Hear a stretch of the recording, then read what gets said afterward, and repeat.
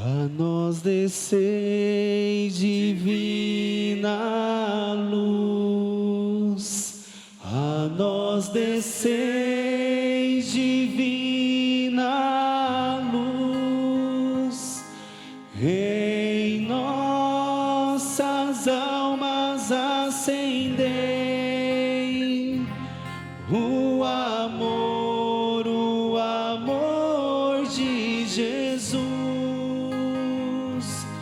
Em nossas almas acendei o amor de Jesus. Reverendíssimo Padre Valdir, Diácono Luiz, amado povo de Deus e todos aqueles que nos acompanham pela Rede Vida de televisão. E vós, quem dizeis que eu sou? A pergunta que Jesus fez a seus discípulos é uma pergunta que deve se repetir hoje na nossa vida, de maneira pessoal, de maneira única, ouvir o Senhor perguntando a cada um de nós: Padre Rafael, quem eu sou para você? Queridos, é preciso ter os olhos fixos em Jesus. É preciso olhar para a pessoa de Jesus, para que possamos então, na autenticidade do nosso batismo, reconhecer a divindade de Jesus. O Evangelho de São Mateus nos mostra claramente o primado de Pedro. Jesus que outorga a Pedro a responsabilidade desta igreja através da sua profissão de fé. Pedro, que em nome de uma comunidade de discípulos, reconhece a divindade de Jesus, a segunda pessoa da Santíssima Trindade.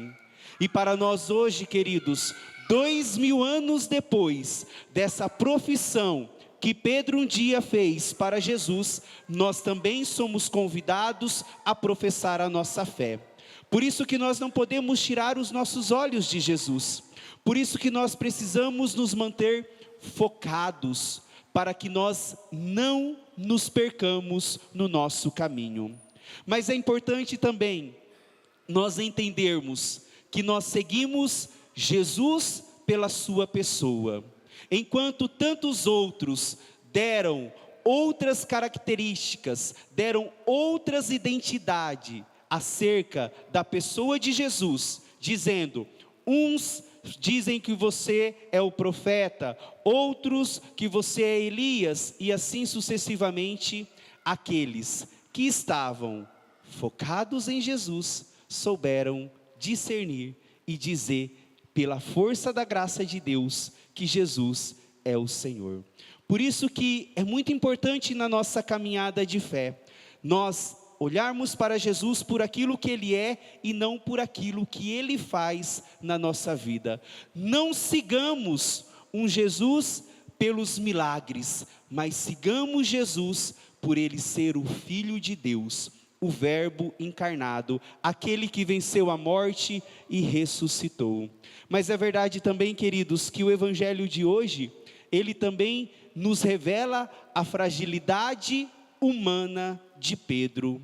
Aquele que tinha reconhecido a divindade de Jesus, é o mesmo que mostra sua fragilidade, querendo que este mestre não seja um servo sofredor, querendo que este mestre não passe pelo processo da dor, pelo processo da cruz. E então Jesus, num ato imediato, já repreende Pedro dizendo: afasta-te de mim, Satanás, porque você não pensa as coisas de Deus. Queridos, o quanto isso é importante na nossa caminhada de fé. Pensar as coisas de Deus. E para isso é necessário o discernimento. Para isso é preciso uma vida de oração, para que nós possamos pensar, desejar as coisas de Deus. Não basta dizer que nós somos de Jesus, não basta dizer que nós amamos, é preciso pensar as coisas de Deus. Aquele que tinha acabado de receber a autoridade de Jesus para ligar as coisas na terra e no céu, para desligar as coisas na terra e no céu, é o mesmo que mostrou a sua fragilidade, e Jesus mostra que quem assume as decisões é o próprio Deus. Por isso que olhemos para aqueles que também não desistiram no seu caminho de fé. E hoje a igreja nos convida a fazer memória a São Domingo Gusmão, um grande santo da Idade Média, que soube em tudo ouvir a voz de Deus, que amou a igreja, que lutou contra as heresias, que lutou pelos sacramentos. Olha o quanto é importante os sacramentos na nossa vida, queridos, o quanto nós necessitamos dessa graça de Deus para nós. Um homem que amou em tudo Nossa Senhora, um homem que amou o Santo Rosário.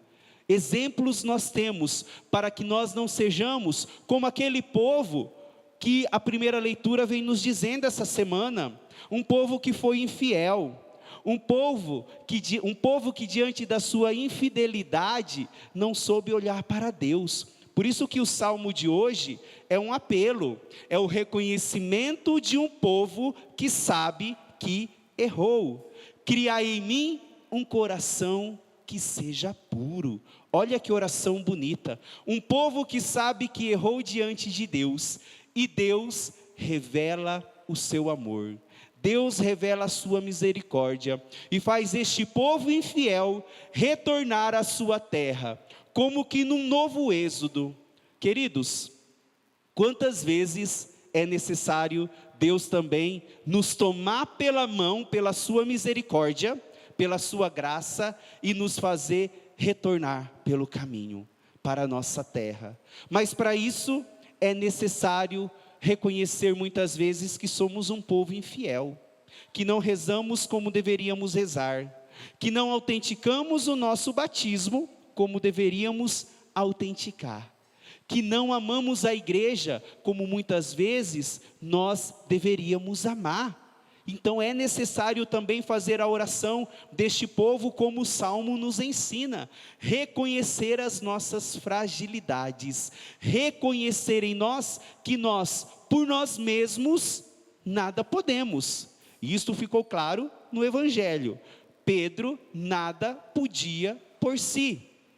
É Deus quem faz, é Deus quem age na nossa vida. Por isso que tomemos um cuidado para não trocarmos os valores de Deus na nossa vida, por não deixarmos com que outras coisas efêmeras tomem conta do nosso coração, mas que verdadeiramente sejamos tomados pela graça de Deus, para proclamar e poder dizer com o nosso coração quem é Jesus Cristo.